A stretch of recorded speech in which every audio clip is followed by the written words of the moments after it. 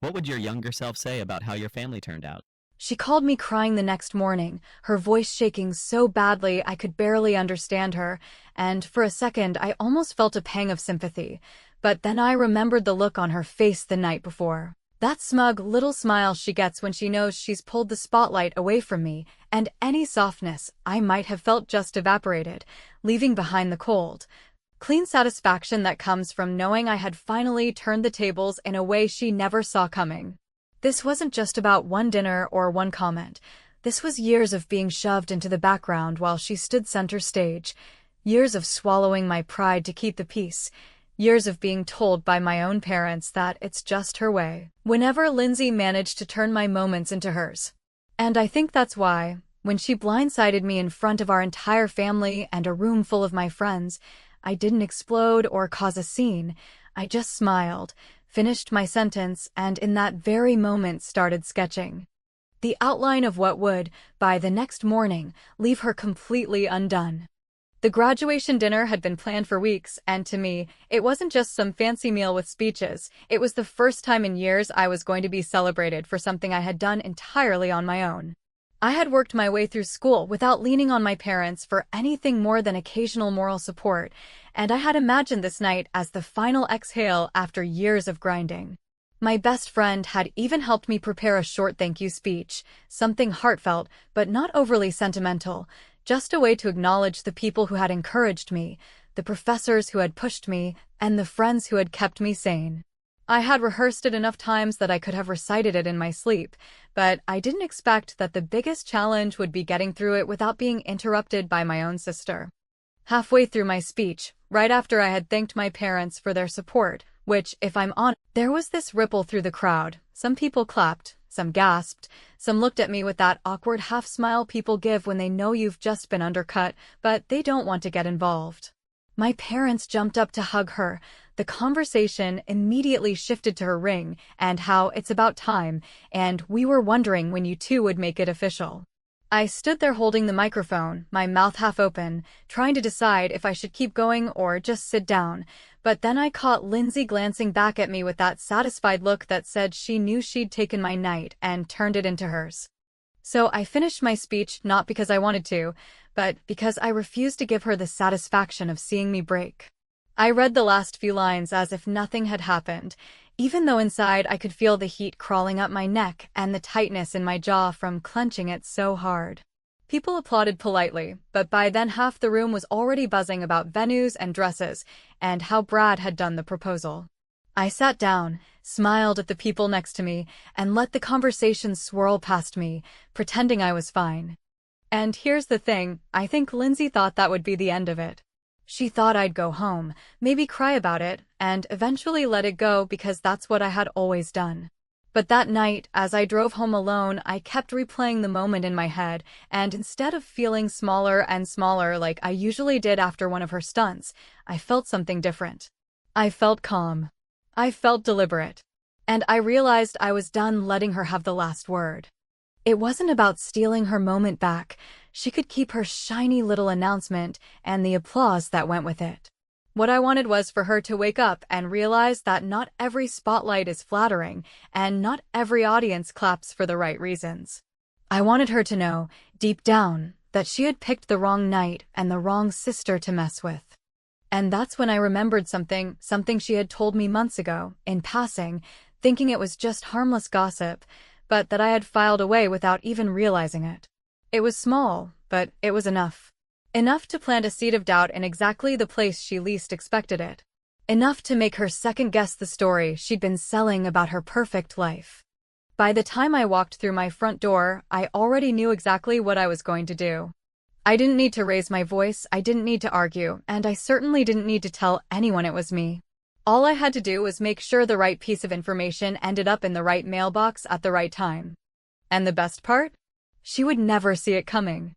I drove home with that steady, deliberate quiet you get after a long argument you didn't have, the kind where your mind keeps laying out the points you didn't say because you realized saying them out loud would only feed the person who lives for drama.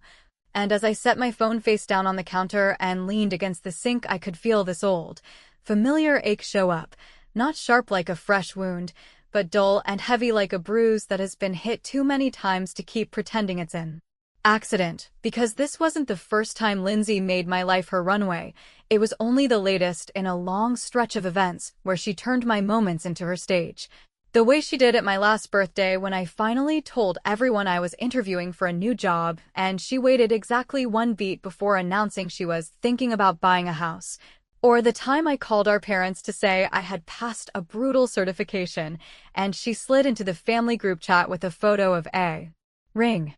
from some boutique she just had to have, and everybody jumped into a chorus of "You deserve it, treat yourself, proud of you," while my message got a couple of thumbs up and a heart from an aunt who probably missed the real point.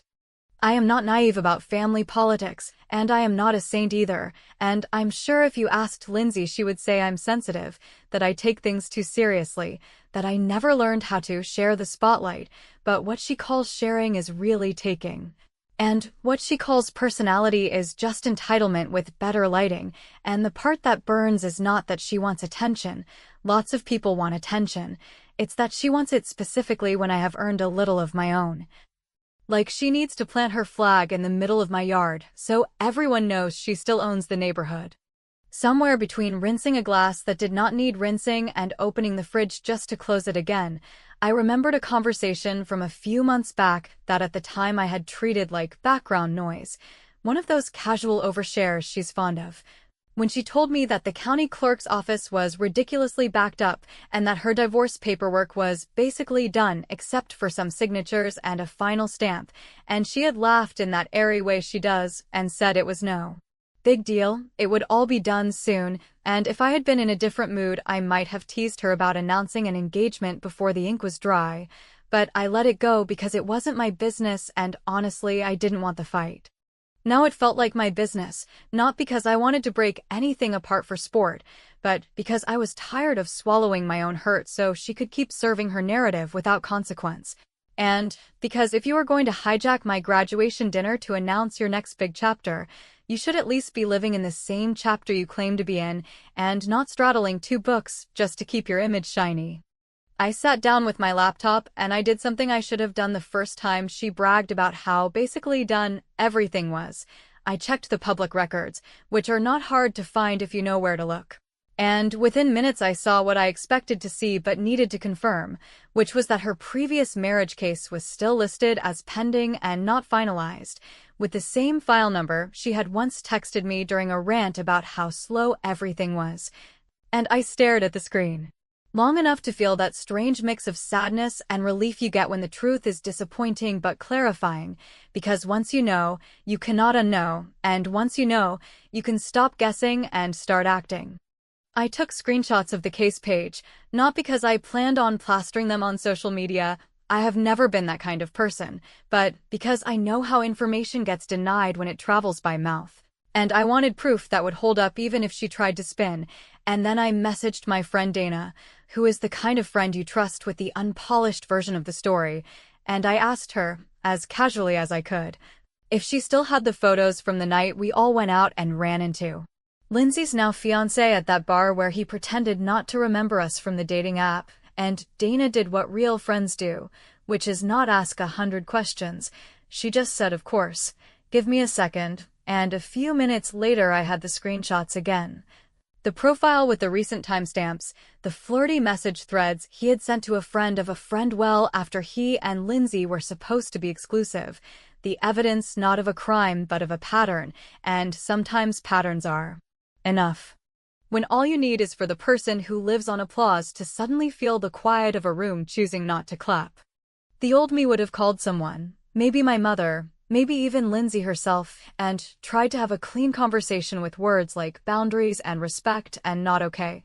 But I have had those conversations and they always end with me being labeled dramatic or unforgiving. So I decided I was done arguing and I was done asking for fairness from people who benefit when I keep forgiving. And instead I opened a blank document and I wrote 2 short paragraphs that sounded almost boring, and that was intentional because anger gives people excuses to ignore the message, while calm, factual language moves like a slow, steady current that keeps moving whether you complain about it or not. I printed the public record screens with the URL visible. I added a small note that said the status could be verified by anyone. I included the screenshots that showed the timeline of the new relationship overlapping the unfinished one. And I slipped it into a plain envelope with no return address and a typed label, one addressed to Lindsay and one addressed to Brad, knowing this was not a slash and burn move, but a mirror held up at eye level, and if either of them didn't like what it showed. That was not on me. I sealed a third envelope as well, and this one I addressed to Lindsay's HR, because she has the kind of public-facing role where they love words like integrity and transparency in their policy documents. And although I did not accuse her of anything in that letter, I did include a simple description of her public engagement announcement while her legal marital status remained unresolved, along with the same public record links. And I stated that I was a concerned party who preferred to remain anonymous, not proud, not cruel, just honest in a way that would finally make the people who always turned away actually look.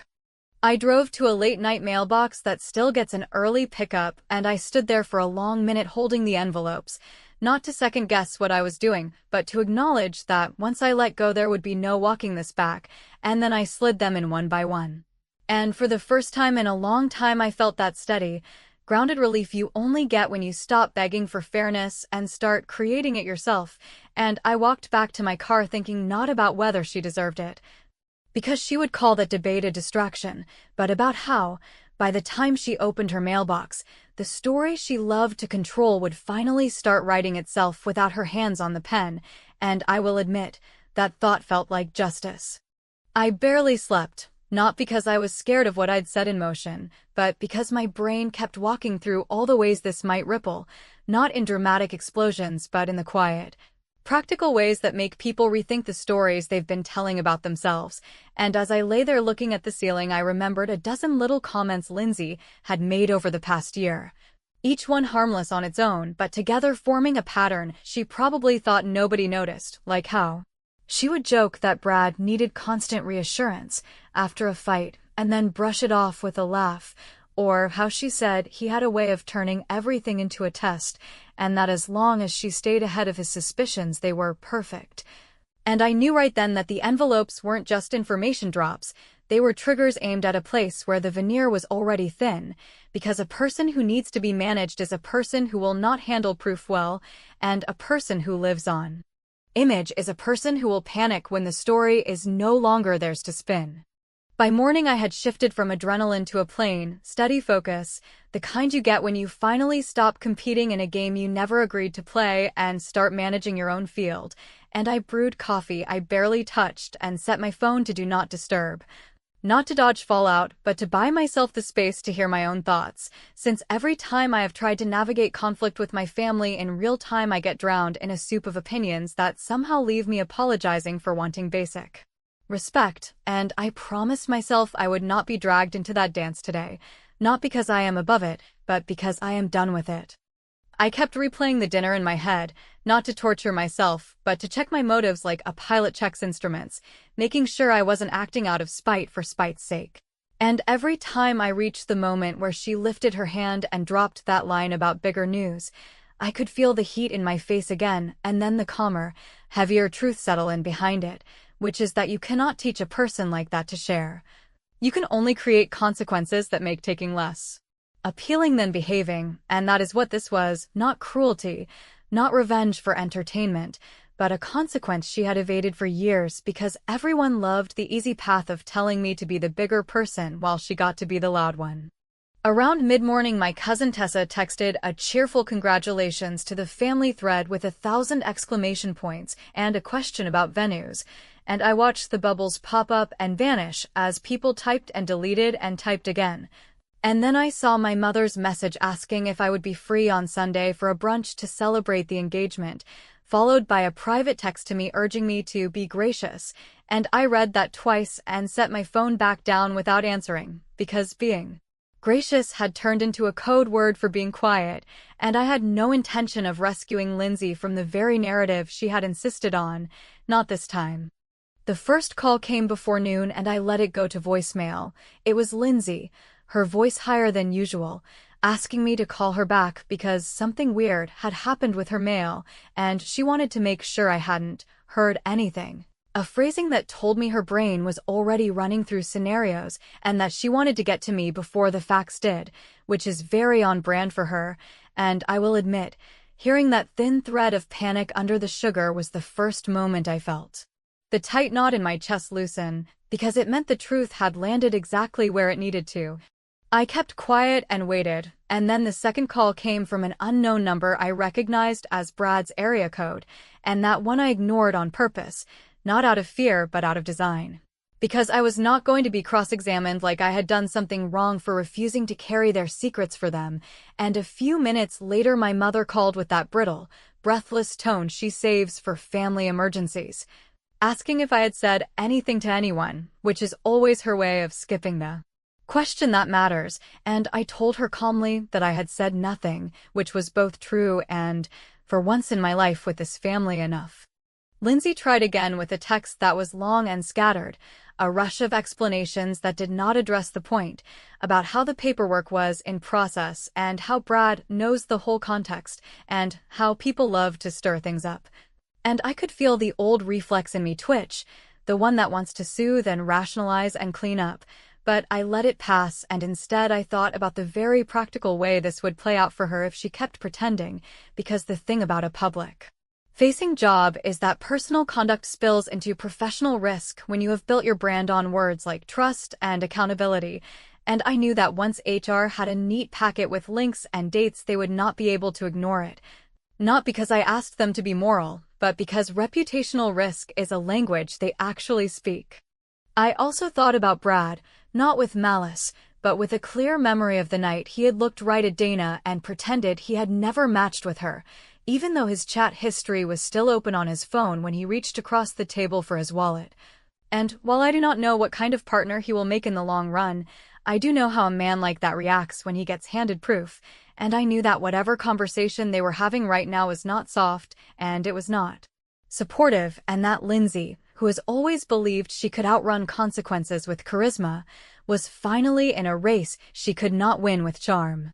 By early afternoon the family thread went quiet, which is never a good sign, and Dana sent me a simple, thinking of you, without questions, which I appreciated more than anything. Because support without a request for gossip is rare when drama hits a family like mine, and I took that as my cue to step out, not to escape, but to keep myself from getting sucked into the vortex of calls and explanations that were not my responsibility. And as I locked the door I felt strangely steady, like I had moved the heavy furniture inside my own head into better positions. I wish I could say I felt triumphant, but what I felt was cleaner than that, a relief that the story was no longer only mine to carry, and that by the time the day ended, the people who kept telling me to be patient would have to admit that patience had turned into permission, and that nobody had granted me any, and that tonight, for the first time in a long time, I might actually sleep. The morning after the dinner unfolded like one of those slow, grinding days when everything you have been biting back decides it is done staying quiet. And I woke up before my alarm not because I was anxious, but because my body had decided it was finished carrying the extra weight, and I lay there for a long minute listening to the silence that always follows a decision you cannot undo. Then I reached for my phone and saw the first wave of missed calls, which told me the envelopes had done what they were meant to do, not by setting off fireworks, but by making conversation impossible to dodge, and I could picture the chain of events without needing the play-by-play. The way Brad would open his mailbox and flip through the boring stuff until he reached the plain envelope with the typed label. The way his eyes would land on a familiar case number.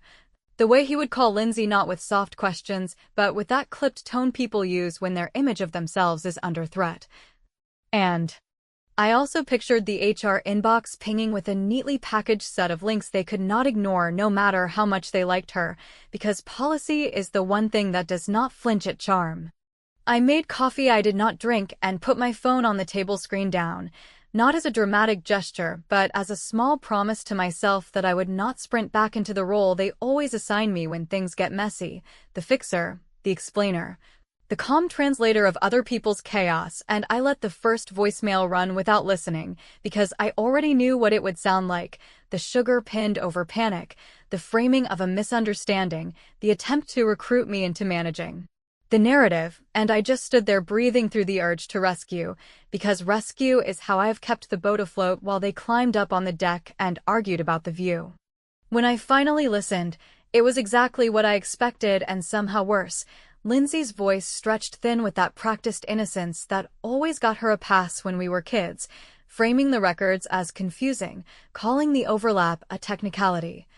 insisting that Brad already knew the whole story and that this was a mean-spirited attempt by someone to stir up drama because people get jealous when things go well for her. And I felt the old reflex flicker, the one that wants to smooth and reason and soothe, and I let it pass like a wave that does not get to drag me out this time, because I had been here before and I knew that the minute I started absorbing, everyone else would relax and let me carry the blame for not being forgiving enough. I listened to my mother's voicemail next, and even though I had predicted the script, it still landed like a shove, because she moved straight to the part where I was supposed to be gracious and preserve the family peace, as if the problem was tone and not facts. And she asked me to come to brunch on Sunday and to bring flowers and to be kind because Lindsay was under a lot of stress, and I stood there looking at the wall while the message ran on, thinking about how many times I had been told to hold my breath so someone else could breathe easier, and I made a quiet decision that felt less like picking a fight and more like finally stepping out of one. I would not be attending any celebration built on a lie, and I would not be the one who made it comfortable to keep lying. Then the call came from Brad, a number I did not have saved but recognized by the area code, and I let it ring until voicemail caught it, and I listened to his message sit on the edge of polite while he asked if we could talk, because he had some questions about what had shown up in his mailbox and he wanted to clear up any confusion, which is the phrasing of a man who thinks if he keeps the tone clean he can still control the conclusion, and I let that one sit too,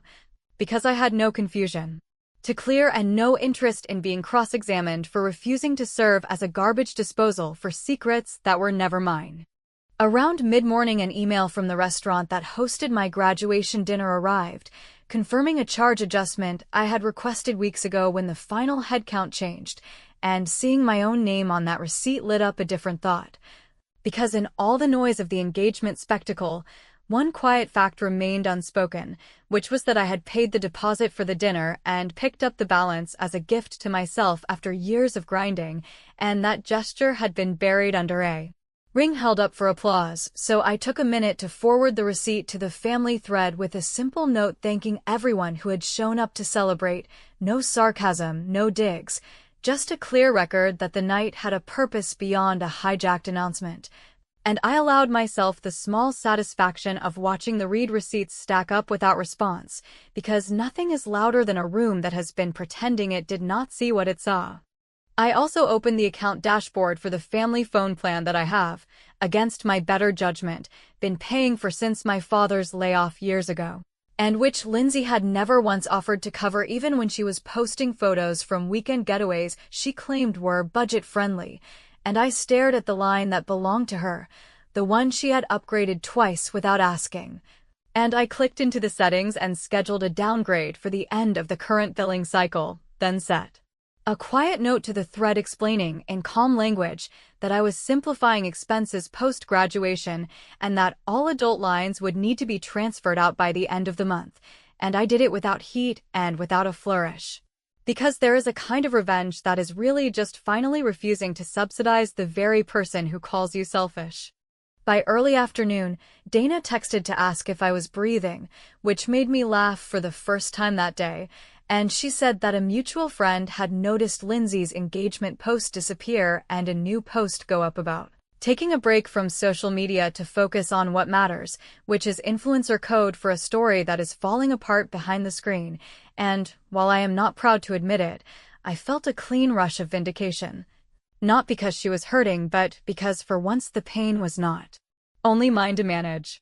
The last message of the day was the one that caught me off guard, not because of what it said, but because of what it admitted without meaning to. Lindsay texting that HR had questions and that someone had misinterpreted the timing, followed by a line that tried to sound brave and only came out brittle, that she would fix it and that if I loved her I would help. And I stared at those words, feeling the strange ache of history pushing on the present, the years of helping reflexively, of rescuing habitually, of playing the reasonable one while she collected applause, and I typed and deleted and typed again, then finally wrote the truest sentence I have ever sent her, which was that I loved her and I would not lie for her. And I hit send and put my phone face down and let the quiet fill the room, because the next sound I expected to hear was the one I had been waiting for since the night of the dinner, the sound of her finally calling not to perform but to tell the truth. And when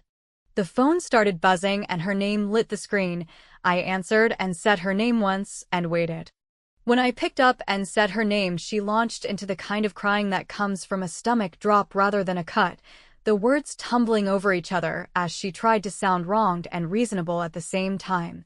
And I listened without interrupting because I wanted to hear who she would choose to be when the script finally fought back, and what she chose was a version of herself I recognized too well. The one that insists everything is a misunderstanding until the evidence forces a different tense. So she started with how the records were confusing and how people do not understand legal processing and how Brad had overreacted and how HR was being dramatic because someone had packaged things to make them look bad. And I said her name again and told her I was not interested in sparring over words when the facts were not complicated, and that I would not be lying to anyone, not to her fiancé, not to our parents, not to her boss. And it was like I had turned off the faucet. Because her crying shifted into this flat, humming anger that carries all the years of getting away with things simply because saying sorry would have made the applause awkward. She accused me of trying to ruin her life, and I told her, calmly enough to surprise myself, that what had landed in her mailbox were public records and a timeline she had chosen, and that the only thing I did was stop protecting a story that kept stepping on my neck, and she told me I was jealous and bitter and unforgiving, and I let those words fall between us without picking them up, because I have hauled them around long enough. And then I told her what I should have said years ago, which is that I would no longer be underwriting her consequences, not with my silence, not with my money, not with my reputation, and that if she wanted to keep the engagement alive, she could start by telling the truth to the people expecting to celebrate on Sunday. There was a long pause, and then she asked what that would even look like, and I walked her through it in the same measured tone you use when explaining a process to someone who keeps mistaking luck for skill. That she could send a short note to the family thread acknowledging the legal status and pausing the party until it was resolved. No spin, no performance, just honesty. And that she could tell Brad exactly why the overlap existed rather than pretending it did not, and that she could tell HR she had misjudged the optics and would be providing documentation as soon as the court stamped what needed to be stamped, and none of that would fix the way she had handled my dinner. But it would at least prove she understood what accountability looks like when someone else is footing the bill. She said she could not do that because it would make her look bad and because people love drama, and I told her gently that people have been loving her drama for years while calling it charm, and that this time the price tag had her name on it, and that I was done doing the emotional couponing that makes other people's mistakes cheaper for them, and I gave her one more path that was not a threat but did carry a deadline, which was that she had until that evening to explain the situation to the family and to Brad, or I would send the exact same packet she had already received to the group myself with one line that said the celebration should be postponed until the facts matched the announcement, and I told her I would not include commentary or blame. Only links anyone could verify, and the silence that followed told me she finally understood that what she was up against was not my temper, but my resolve. She hung up and I went about my afternoon like a person who had finally canceled a subscription they never meant to start, and for hours there was nothing, no calls, no texts. Just a clean quiet that let me notice how much space opens up when you stop running interference. And then early evening the family thread pinged, and there it was, a short message from Lindsay that sounded like it had been chewed before it was swallowed, saying she and Brad were taking a step back to handle administrative pieces and that brunch would be rescheduled. Thank you for understanding. And the replies started rolling in, the polite disappointment, the suggestions to keep things positive, the thin attempts at jokes. And then a note from my father to me privately, a line and a half that said he was proud of my graduation and sorry the dinner had gotten messy, which would have meant more if it had come last night, but I took it for what it was. a small hinge creaking open on a door that has been stuck. Later, Dana sent a screenshot of Lindsay's revised bio at work, stripped of the engagement line that had appeared there within an hour of my dinner ending, and she asked me if I felt better, and I told her I felt clear. Which is not the same as happy, but it is the ground you need if you plan on living like your life belongs to you. And then my mother called and tried to split the difference by saying everyone makes mistakes and family sticks together. And I told her I agreed and that I had stuck for years, but sticking does not mean bending so far you snap, and that I would be happy to come to a celebration of my graduation at some point, but I would not be attending any parties that pretended not to know the truth. And she sighed the kind of sigh that used to make me cave, and it did not move me an inch. Before I went to bed, I made the last move I had planned and then held back waiting to see if I needed it, and it was the cleanest one of all. A short post on my own page thanking the people who had supported me through school and naming the exact mentors and friends who carried me through the months I thought I would not make it. A post that did not mention rings or drama or sisters. Just hard work and gratitude and the fact that I had paid for my own dinner because I wanted to celebrate a Chapter 1 had built with my own hands, and the comments that followed were from cousins and classmates and yes, even 2 older uncles who never comment on anything, and the thread turned into the toast I never got to finish. And I closed the app and put my phone down and felt something I had not felt in a long time, which was that my life had a center and I was standing on it. Lindsay texted once more around midnight, a short line that said she hoped I was happy now, and I sat with that for a minute because I know she meant it like an accusation, and then I answered with the only honest sentence that fit. That I was not happy about her pain, but I was relieved to stop carrying mine to make hers easier, and that when she was ready to talk like adults who tell the truth, I would be here, and I turned off the lamp and let the dark settle around a day that had finally put itself in order. So yes, she called me in tears the next morning, and yes, the envelopes did what they were supposed to do, not by blowing up her life, but by making the lies too heavy to lift, and if anyone wants to know whether I went too far, they can ask themselves if not far enough would have finally ended a pattern that kept me small, because the point was never to destroy her, it was to stop destroying myself to keep her comfortable, and in that quiet measure of victory, the one where nothing explodes yet. Everything changes, I can tell you with a steady voice that I won, not with spectacle, but with clarity, and that is a kind of triumph nobody can hijack.